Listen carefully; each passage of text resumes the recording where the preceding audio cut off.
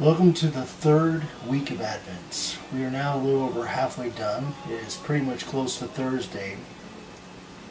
It is December 20th. We are approximately 5 days from Christmas Day. Now this year Christmas Day falls on a Monday, so the fourth Sunday of Advent is going to be a very short one. Unlike last year when it was very long, you had almost 4.5 weeks. This year you barely have 4. So how to make the Nativity the central focus of your home?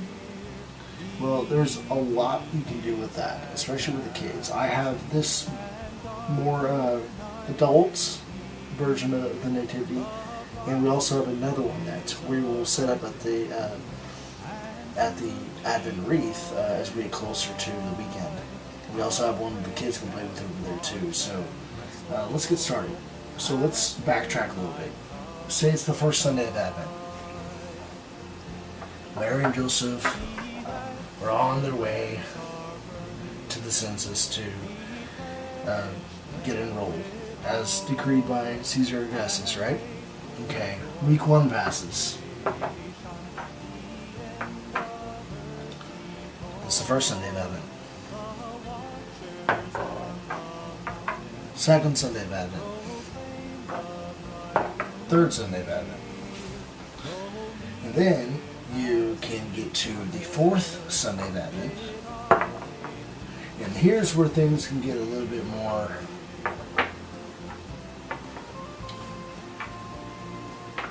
busy.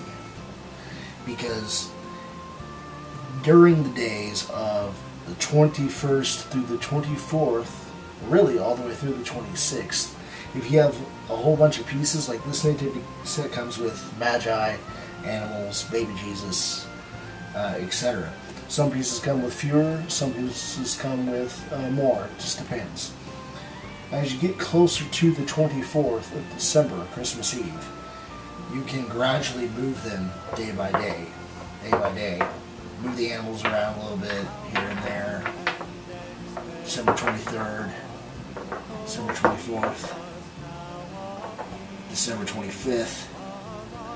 After midnight mass on Christmas Day, baby Jesus goes in there. If you have an angel, fine. If you have some shepherds, this set has a shepherd, so I will put him far off or close as you get closer to December 22nd through the 24th, through the 5th, really. And then after December 25th, when baby Jesus is born, the Magi will start where Mary and Joseph originally started at the beginning of Advent. So progressively each week, you move the pieces closer and closer until you get to the stable, until you get to Christmas. And you can even carry it through all the way through Epiphany, where the wise men are coming to bear gold, frankincense, and myrrh to baby Jesus and to adore him, to pay homage. And also, before you even get to the stable, say Mary and Joseph are still way out here, it's the second or third week of Advent, you can mess with the animals all the time. I mean, just have the animals, just be all over the place, just make sure you don't lose them. And they should be feeling alive, because this should put you back into that moment in time where there was a time when the incarnated Jesus wasn't with us. Now we know in the 21st century that he is with us.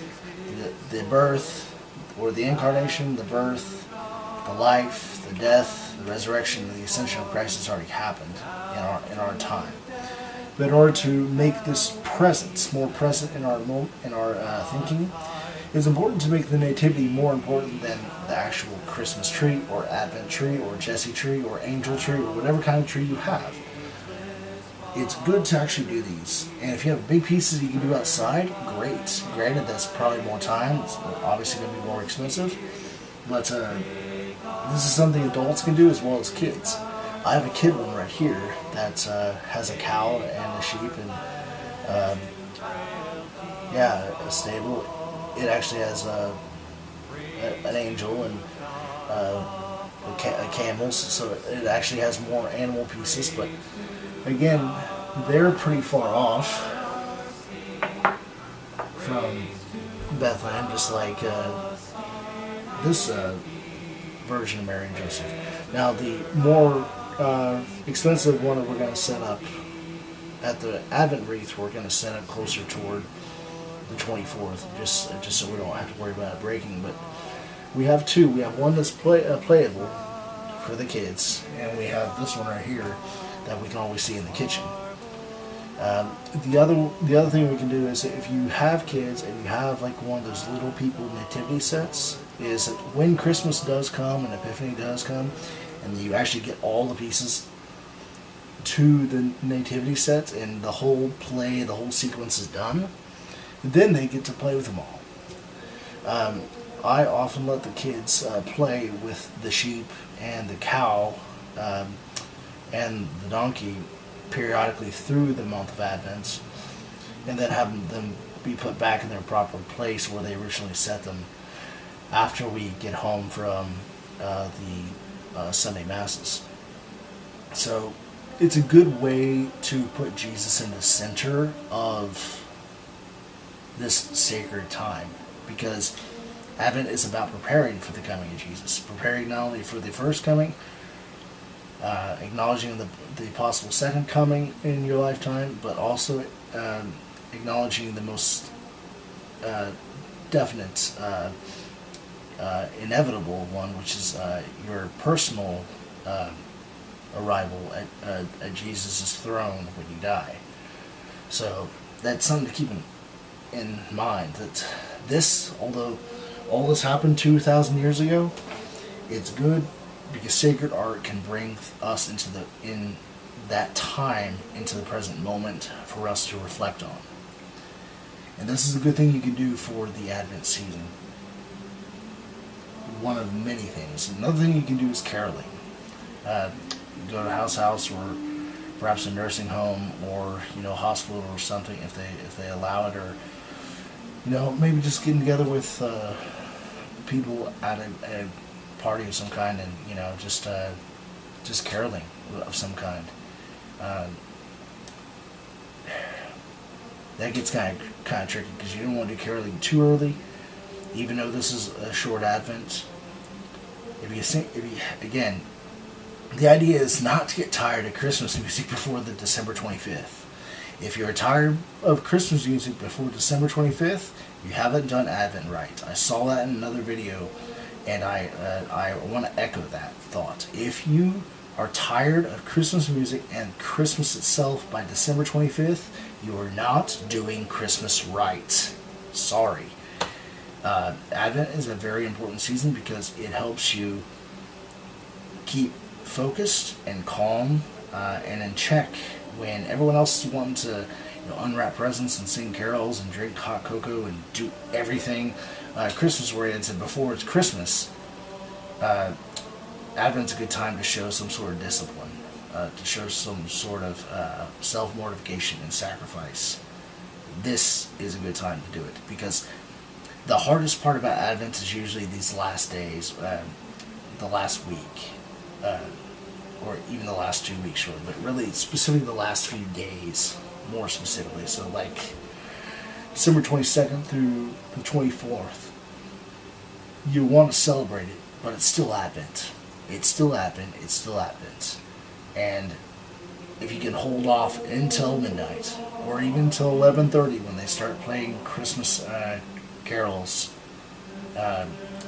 before the midnight mass and before the great announcement of the Christmas festivity, the Nativity, it's good to have some sort of refrain. If you can, in this season, refrain as much as you can. It's hard, but it's good. This right here, as much as the presents are important and everything, remembering this, and that this actually is real, that happened 2,000 years ago, we can appreciate this season this upcoming season that we're about to enter into. That is, namely, the season of Christmas. Don't get bored at Christmas. Don't. I know the holiday stress can really get to people. They can, you know, family dynamics, work stress, you name it. There's a lot of possible ways to get upset with in this time period. But take a season of prayer, take a time for reflection, take a time for duty and sacrifice, and just do something that you wouldn't normally do in the other seasons of the year. So there we have it. Christmas is coming. It's almost here. This is the hardest part, people. And the more you hold fast to your Advent sacrifices, it's kind of like Lent in this way. This is where Lent and Advent are similar. The more fidelity you show your Lenten and Advent sacrifices, the more rich your Easter and your Christmases are. The more blessed you are, because you showed that discipline. God will reward you in more ways than one. And sometimes over time, and sometimes in a really short amount of time, He will bless you. So be faithful, because God is always faithful. God bless.